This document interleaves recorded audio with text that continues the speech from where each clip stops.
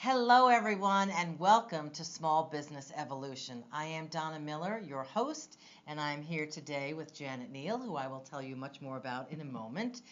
We come to you each month to help you crack the code on building a successful business.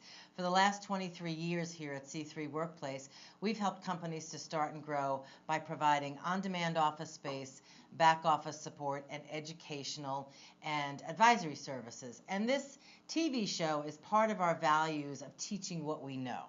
So Janet, introduce yourself to our audience and let's get into our conversation.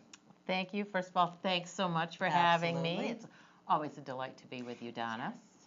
So my background is quite a variety of different things. Started as an educator and then found myself, that's a whole nother show, I can tell you all about that, story. How I got into corporate life and put together about a 20-year career at IBM.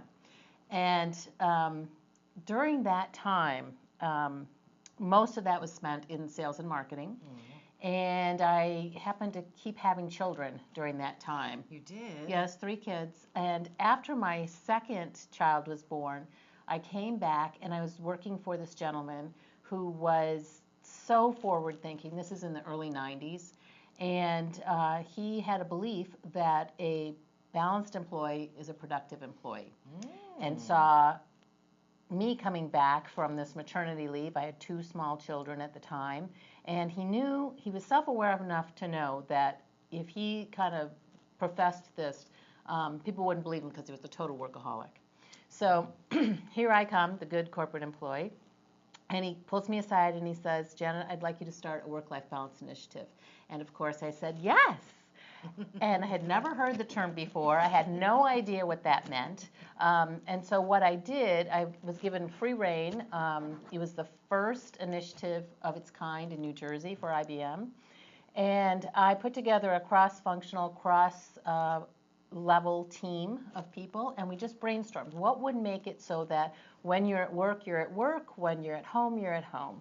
So we did things like we had lunch and learn programs, which was kind of a new concept at the time, brought in Weight Watchers, brought in elder care conversations, had dry cleaners come on site, did a walking club. We had a cafeteria and we had them make take-home dinners. Wow. And they even sold stamps because back in the day, people used stamps. Oh, a stamp. I remember that. And at lunch, you'd have to go to the post office. So we sold them on site. And so I found more and more that that became my passion rather than selling computers. So fast forward a few more years, another child, I got to a point where I felt I couldn't take the job anymore. And I got this mysterious phone call from a headhunter. I never got phone calls from headhunters, who offered me a position with a startup firm. And it just seemed to be the right thing at the right time. And so I left there, went as a vice president of sales to the startup firm for a couple of years, and then got to the same point where I felt it's time for a change, and looked back on what was important to me, what skills did I like to use, what were my passions, where was the need in the marketplace, and then decided to go out on my own, take that giant leap, and started my first entrepreneurship venture called Productivity Resource Group, where I did training, coaching, speaking engagements, and had developed a methodology to help employees become more productive at work and more balanced in their lives. Amazing. So you touched on a few things which I think are really important to anyone who's trying to start a business. And one of the things you mentioned is when your boss at IBM came to you and said, I want you to create a work-life balance program, and you said, okay, and you didn't know what it was. That requires the skill, a very technical term I like to call figure it out. And I think that is a skill that serves anyone well, right? I mean, you say, okay, I'm a smart person, I can figure this out. Right. And then you did the next smart thing, which you brought people together and you brainstormed a solution. Yep. And I think that is a skill that is really important as you're trying to start or grow a business. But The other thing I heard you say, which is really important, and I want to go back to it, every time we have someone on this show, we talk about passion, and you have to have passion about what you do, but you cannot monetize passion unless there is a need. So Right. talk to us about how you kind of did the analysis. What were the tools you used, or what was the research you did to first say, look at me and what am I passionate about, and where is that needed in the marketplace? What was that process like? I think I did that more so, well, I guess I did it with both jobs, but I think I did it more so when I went out into my own business, in the entrepreneurship venture, because that was so much riskier in a lot of ways than going to another job where I'd get a paycheck, right? Yes.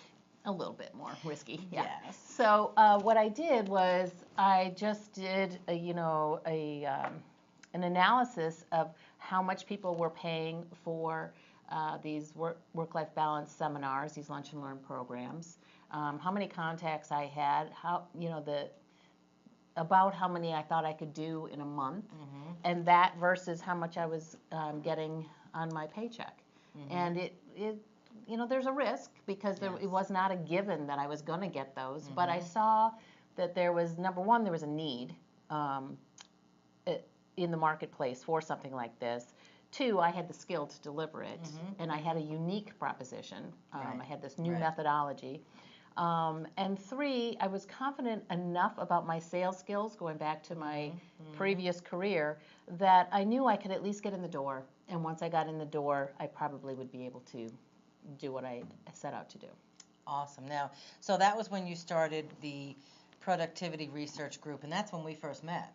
Yes. Janet would use our on-demand office space to meet with her clients. Right here in this room was my very first group. Yep. That's right. So you talked about risk. You went from productivity research group, and then you started what was an amazing, way ahead of its time. Way ahead of its time. Talk about the Professional Women's Center. Yeah. So what happened was I was doing these lunch and learn programs with Productivity Resource Group, and what happened was I would give my talks, and I would have invariably 2 or 3 people come up to me and say, that was great, what can I do next? And I go, good luck. And then I thought enough of this had happened that there was a business opportunity. So I saw, I could be a coach. And that was early in the professional coaching era, where if you said you were a coach, the next question would be, oh, great, what sport? Right. So I decided to go back and get certified as a coach and add that to my cadre of offerings there. And when I was doing that, I was introduced to a woman who had a coaching company here in New Jersey, an executive coaching company, and she told me that she would hire me to be part of her staff of coaches if I had a degree from University of Santa Monica, where she had gone to get her master's degree, because she believes so much in their training. Oh, okay. And I had heard about this program through a friend of mine for years, and it just seemed like this might be the right time for me to pursue this. And so I did that. I went off to get a master's in spiritual psychology out at in Santa Monica. And as my second year project, you had to come up with something that would stretch you, would use the elements that we were learning in the program. And I had no idea what I was going to do. So I thought, well, I'll just take the time, step back, look around, do the same thing I had done before. What are the skills that I have? What do I like to use? Where's the need? So at the time I was doing the coaching, the training, I was also facilitating 4 different women's networking groups. Wow. And I was having such a difficult time finding a place to hold these meetings. That's a whole nother program. I can tell you about that. But let me just say it involved a raid at a restaurant while I was doing a networking group by the, I don't know. Anyways. So there was a need. There were women who were looking for a place to meet. They wanted to connect with each other. And I was having a hard time finding a place for it. And I thought, wait a minute, men have had men's clubs for centuries. why is there not something like this for women? So that became my grad school project, was to come up with this business plan. And that was what I thought was going to be the end of it. Just turn in my business plan. That's great. And as I did it, I thought, wait a minute, this might work. So again, I pulled together a little focus group of women. I presented the project. They were like, yes, when is it going to open? And this was a really amazing lesson for me, because once I committed to it and I believed in it, it flowed. I presented this in January to this group. In May, I had signed a lease, and in October, I opened the doors. Wow. And it was, as you know, you were there, and it was not far from here. It was a beautiful facility, so far ahead of its time. There was nothing like it at the time. It was co-working before co-working existed. It was a place for women to come and gather and connect and learn. We did workshops, seminars, we did entertainment, we did yoga, we had massage, we had a meditation room. It was beautiful. A bookstore, a cafe. It was a gorgeous facility, and it was really my baby. Mm-hmm. Well, I think for all of us, when we open a business, it really is another child, and it's possibly even more all-consuming. So you put together the Professional Women's Center, and it's so funny because I think about it now. What year was that? 2007. 2007. So that was right before, a year or two before the economy kind of tanked. Well, I opened it up the weekend that the market crashed. Oh, yay. And the gas prices rose. Oh, dear. To over $4 a gallon. Oh, my goodness. Yes. Wow, great timing. No. Yikes. Anyway, and it's funny because several years later, in a funny networking story, Janet ended up coming on board and working here at C3. Mm-hmm. But actually, when you came on board, we were still Above and Beyond. Correct. Yes. Yes. So Janet was here when we went through the rebranding, which then co-working became a real thing. Exactly. So you were so far ahead of your time. Yeah. And it's funny because I'm sure you can relate to this. So I've been doing this for 30 years. It's hard to believe. And I've had this facility for 23. I know that I spent the first 15 years of my career explaining to people what I did. Exactly. I mean, it took that long for people to finally understand what it was we were doing. And you were doing it even before. Yeah. So I think the shared value there is that Janet and I both believe in the power of collaboration. For me, C3 is Connect, Collaborate, Community. But Janet, it's now morphed into the tribe, which really is another version of that same concept. Right. So you've pulled together this amazing group of women. So tell us about how that came about and where, what that group is doing. So when I left working here, which was just a fabulous experience. Oh, wait, I have to say, okay. On record. So here's what happened. Janet was part of the rebranding, which was 9 months of laughter. Herding chickens, laughter. It was such a funny process. I actually completely burned out one person.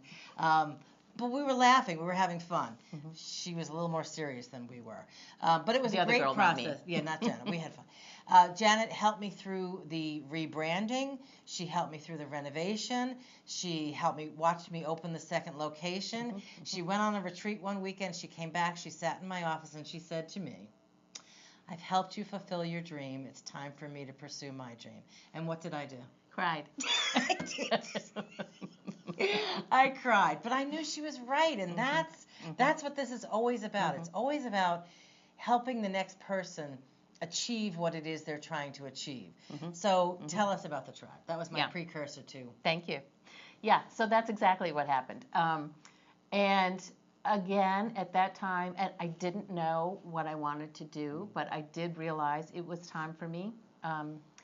And I did the same thing again. I went back and I was like, all right, what's going on in the, where's the need? And it took me about a nanosecond to realize that the world was a mess. And then the next thought that came immediately after that was this. It wasn't a thought, it was a deep belief that women have the power to change this world in an instant as soon as we realize it. That women do not realize how innately powerful they are. And that's what I can do. I can help women to tap into their innate greatness so that they can put it out into the universe for the benefit of all. We need it. And so that's where the genesis of this new company started. And I was working with a branding coach, to come up with a name for it. And she was saying to me, okay, so tell me again what it is you believe. And I said, just what I said. And I said, it's really, I had fallen my whole life into that trap of believing in the goal being the superwoman, about doing everything, doing it by yourself, and doing it perfectly. And you see the color of my hair. You see how this works. So it doesn't work. It serves no one. It just results in burnout and frustration. And I said, so it's not about the doing. It's not about doing what somebody else says is the right thing to do. It's about, first of all, tapping into who you are, what your strengths are, what your passions are, what your values are, and then crafting and living a life from that. And that's where the power is. And I've seen it over and over and over again. You're an example of that. And so I'm telling her, I said, it's about the bee. And she goes, it's about the bee. It's superb. And I went, yes. And so that was where the name, the Superb Woman, came up. It's all about the bee. It's not about being a superwoman, because that's about doing. It's about being first and then doing. So I launched the Superb Woman back in 2013, I think it was. And I went back to my roots, and I did the coaching, the training, the speaking engagements. I had my first book come out. And I was trying to find, I have such a passion for this concept. I feel that this is my mission in life, is to get this awareness into the universe. And so what can I do to get that out there? So I was thinking of all different things. And so first of all, the first thing, I've been writing and speaking and getting it out that way. But then this little thought came to me, you should do a show. And I'm like, yeah, right. Pass that away. What do I know about show? And then that little voice came back. And I am wise enough now to know if I keep hearing that little voice, there's a reason I keep hearing that little voice. So I was like, all right, fine. You want me to do a show? I'll figure out how to do a show. So the only thing I knew at the time was Google Hangouts. So I thought, all right, I've been meeting these amazing women who were perfect examples of this concept of a superb woman, a woman who's comfortable in her own skin, who's taken the time to understand who she is, and then is doing the things and doing amazing things as a result, and putting positive energy back into the world. So I thought, okay, great, I'll interview 2 or 3 of these women and put that out there on YouTube, and that will be it. So let's see, we are about 5 years into this. I'm going into my next season. I've interviewed over 70 women. Wow. And I keep thinking, nah, I'm done. And then someone goes, you know who you should interview. So that's how we're starting up again in January with more amazing superb women. Donna was one of my guests. I was a guest, yes. Yeah. And so that was one way that I did it, was with this show. And then I would see, when I'd be interviewing these women, there would be things that would come up over and over about, we cannot do this by ourselves. And so I thought, well, I know all these superb women on the West Coast, these superb women on the East Coast, and in between. They need to know each other. We need to help each other, because all these women believe in the power of helping each other. And so I thought, all right, what can I do? And I'd done enough event planning in my life to know I don't really want to be an event planner. Yeah, that's a big job. But I thought there's a way that we can connect women. So I put together what I call the Tribe of Superb Women, which is an online community for women who believe in the power of helping each other. And thank you for being one of my executive council members there. And so it's women coast to coast who are doing amazing things, but because they know who they are, and they are using their gifts and talents. And that is evolving. That is even evolving more, because now we have a secret Facebook group. So it's a place not to sell products and services, but to ask for support from other women. So we do that, and then we have an online community, and we do due to popular demand, we do some events from time to time as well, but we do a lot of training, and it's really a resource for women to help each other out. That's awesome. You know, and what I said in my little video on the tribe is, everyone has heard it takes a village to raise a child, but I really do think it takes a tribe to be a business owner, to be a successful professional. So I really admire what you're doing, and what you're doing is so aligned with what we do. You cannot grow a business in isolation. You cannot even get perspective on your own. I mean, I don't have the best perspective of my business because I'm in it. So I think it's important when you're starting or growing a business to find your tribe. Your tribe may not be Janet's tribe, it may not be my tribe, but you have to find your tribe. And I think the other thing that's really important about finding your tribe, and I say this in the Earn More program all the time, is you have to surround yourself with people who will not only support you, but tell you what you need to hear, not what you want to hear. Yeah. You can't surround yourself with yes people and grow a business. Exactly. Right? Exactly. So let's just come back to where really it all started in our last couple of minutes here. All of this came as the result of really building that program in IBM about work-life balance, and kicking off that skill of, well, I don't know, but I'll figure it out. And I certainly, 23 years ago when I opened this company, it was because I had a 10-year-old and a 7-year-old, and mostly I needed to be a mom. And I needed to be able to control my destiny and have some flexibility, and I've been able to build that for myself. And it's funny, you know, you talk about being an entrepreneur as a risk. Well, I'll tell you what, in 2008, 2009, I had more security than my friends who had nice jobs. That's true. So, so I think I've always been comfortable controlling my own destiny and the whole work-life balance piece. And now, you know, with the tribe and Superb Woman, you're helping people to create their own definition of work-life balance. And you talked about how when you're working with your clients, I asked you, what's the most common challenge? And you said, they're stuck. They're stuck. So how do you help? Because that happens to everyone, whether you're starting, whether you're in the middle, we have moments where we get stuck. So share with our audience some of the ways they might help themselves get unstuck. Of course, hiring counsel is a great idea. I highly suggest it. But talk to us about some of the ways they might get themselves unstuck. Sure. I always start in any engagement that I do talking about values, because I believe that unless you know what your values are, any decisions you make are not necessarily going to be good ones, because they're going to be based on something else. So my belief is the first thing you do is you understand what your values are, you write them down. I suggest people post them so that they can see them. And then when you have to make a decision, you look at your list and you go, oh, does this honor my values? It makes it so much easier to make decisions when you do that. And I think that the truth is, if you make a decision that goes against your values, for me, it's never turned out well. Right. Just like, you know, you talked earlier about listening to that little voice within you. Yep. I learned quite a while ago, I used to think I have really good intuition, which I think I do. But for me, that little voice inside of me is the voice of God leading me. So I think all these things really help to push you forward. Yep. Whether it's getting clear on your values, listening to that voice, being able to figure it out. These are all really important skills to starting and growing your business. And more than that, creating a life that brings you joy. And your work has to bring you joy.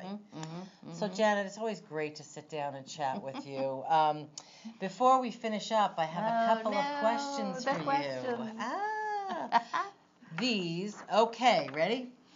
Sure. Are you ready? It's rapid fire. You're going to have to give fast answers. Okay. All right. What's the best advice you've ever received?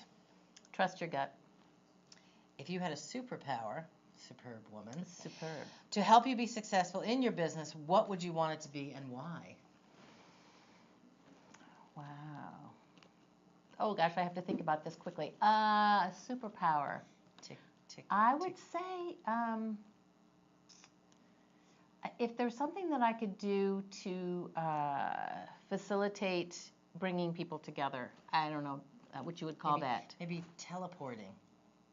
Sure, bringing in the right resources, yeah. Okay. What's one personal habit that you feel contributes to your success? it's this insistence on listening to myself. That if I'm tired, I take time off. I honor that. I honor my body telling me, you're doing too much, and I schedule that. Well, and we've had many conversations about the value of time off and the fact that it really increases your productivity, not the opposite. Totally. If you were not an entrepreneur, what profession would you like to attempt? Oh, well, I would like to be a Broadway singer and actress. I'd be very good at it. Would you? Do you want to sing In something my for us now? mind, no, the singing part I wouldn't be good at, but, Well, I think the rest. Broadway typically involves singing. Well, I maybe know. not. If heaven exists, and that's a fact for me, what would you like to hear God say when you arrive at the pearly gates? Good job. All right. Lastly, would you share a parting piece of guidance for our audience and also how we can contact you? I would say, just to follow up on what you were talking about, and what I had said too, is listen to your gut. There was a time when I was feeling that at IBM, it wasn't the right thing for me. I was getting so many signs from the universe that time to move, and I was so afraid. But for the first time in my life, I listened to myself. I had no support. My husband, my family, nobody supported my decision. But it was the first time in my life I listened to myself, and I honored that feeling, and I jumped, and the net appeared. And I continued to do that. I jumped and the net appeared. That's fabulous. Well, thank you, Janet, and thank you for joining us for this episode of Small Business Evolution. Here at C3 Workplace, we'd love to help you start or grow your business. You can visit us on the web at c3workplace.com. Thanks, everyone, and until next time, we wish you much success and much joy, and don't forget, listen to that inner voice in you. Thank you, everyone.